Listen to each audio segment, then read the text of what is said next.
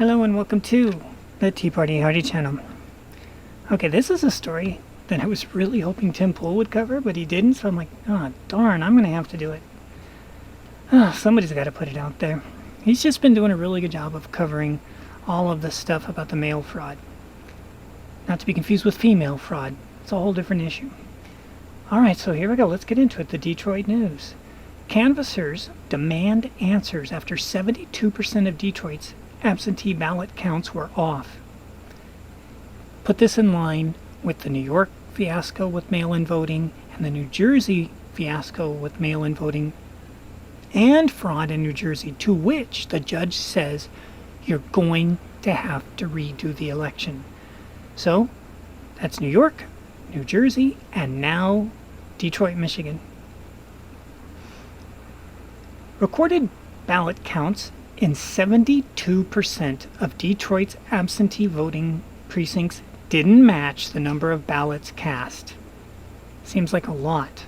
Spurring officials in Michigan's largest county to ask the state to investigate ahead of a pivotal presidential election.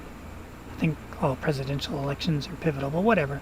Without an explanation from Detroit election workers for the mismatches, the Wayne County Board of Canvassers requested this week for Secretary of State Jocelyn Benson's office to examine the training and processes used in Detroit's August 4th primary, which one official described as a perfect storm of challenges.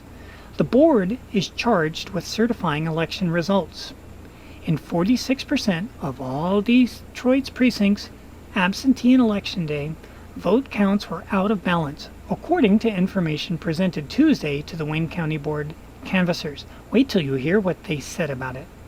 Specifically, the number of ballots tracked in precinct poll books did not match the number of ballots counted. Seems like a problem. You sure you want to do this with the president? Yes, they are. The situation couldn't amplify the spotlight on absentee ballots in Michigan ahead of an election for which record levels of mail-in voting are expected, and President Donald Trump is already raising concerns about how votes will be handled. So are the Democrats. I'm telling you, wait till we get to his excuse. Not Trump's either. The election results for the primary weren't incorrect. Let me read that to you again. The election results for the primary weren't incorrect, said Jonathan Kinloch, a Democrat. Oh, surprise.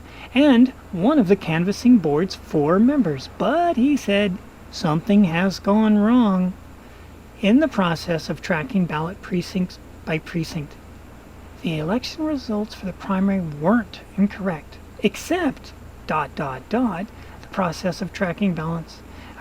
Something had gone wrong. I don't think he knows what the word correct means. Having balanced precincts is particularly important in Michigan because precincts whose poll books don't match with ballots can't be recounted.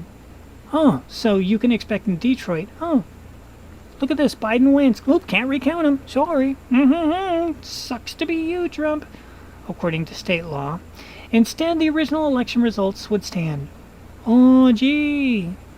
It looks like there's a whole bunch of perfect storms, Kinloch says. But we're not going to recount them. Biden wins. The storm involved a record number of absentee ballots being cast in Michigan's primary and seasoned election workers not feeling it was safe to help with administering the election because of the cootie, he added. Okay. The reason I'm reading this so verbatim is because it's way complicated and it's hard to summarize without just nailing it. So if you're like, why are you just reading it? It's because I can't summarize this without nailing all the points, which is why I wish Tim Pool was going to cover this one. The Wayne County Board is asking Benson, a Detroit resident, to investigate the training and processes used by the city of Detroit in the primary election. The board also requested that the first-term Democrat appoint a state monitor to oversee the counting of absentee ballots in the general election. So it's yet another example that we are going to be in gigantic doo-doo if people don't actually take Fauci's advice and go out and vote in person. Fauci said it's safe to go out and vote in person. I'm definitely going to go out in person and vote. I did see some of the places mentioning a hybrid where you take your ballot and you drop it off at a monitored station. So you don't have to wait in line or anything. But you are the only one that touches your ballot, and you can only drop off one, and therefore it is getting securely dropped off with a witness watching all of the drop-offs. That they do that in California, as well as just voting at the booth. So it sounds like a great idea.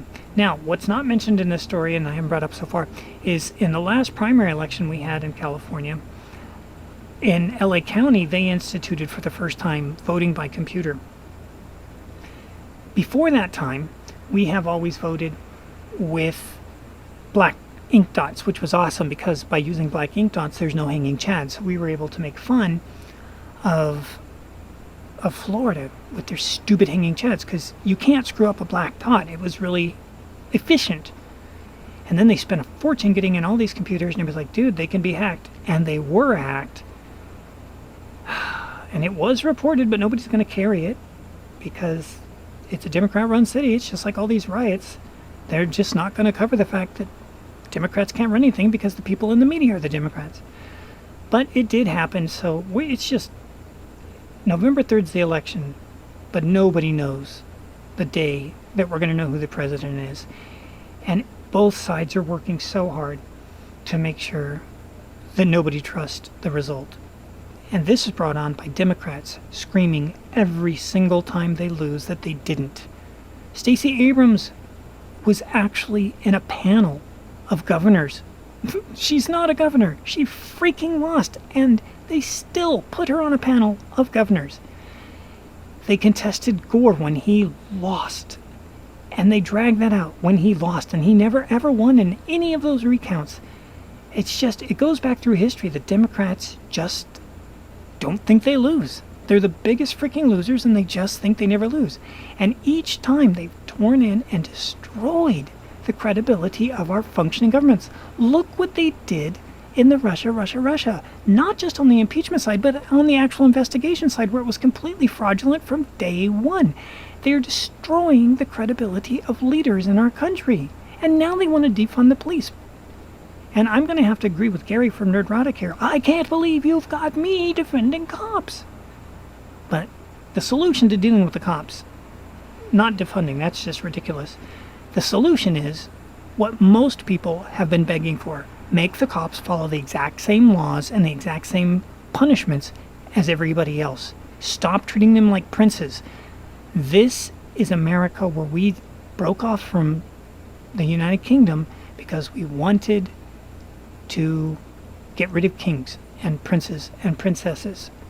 So, yes, and we haven't. We've treated cops from day one. Well, I shouldn't say cops, because from day one it would have been sheriffs and marshals. Cops were way later on. That was the mid-1800s. Anyways, sorry, too technical. I'm in the weeds. The point is, cops should be held to the exact same standard as regular citizens, or as I used to say in high school, no cop should ever write a ticket for something he himself does, or she herself. Something to think about. Anyways, I curse you, Temple, for not doing this video. Watch him do it in the morning first thing. Anyways, thanks for watching. And do, let people know about this, because I don't have the pull that Tim Pool does. Hey, no pun intended. Thanks for watching. We'll see you in the future.